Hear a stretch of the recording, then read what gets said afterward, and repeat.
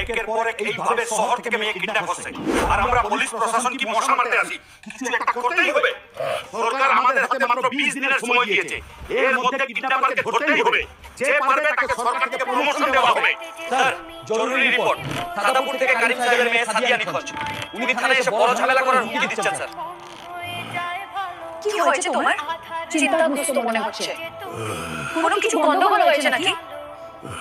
শহরের পরিস্থিতি খুব গম্ভীর, একের পর এক নিখোঁজ হওয়ার ঘটনা ঘটছে। উপরমহল থেকে নির্দেশ এসেছে 20 দিনের মধ্যে এই চক্রকে ধরতেই হবে। খুব বড় দায়িত্ব। আমি তোমাকে এই ব্যাপারে সাহায্য করতে পারি। কিভাবে? তার আগে তুমি সরকারি ফান্ড থেকে কিছু টাকা নিয়ে আমাকে শপিং করাতেই হবে।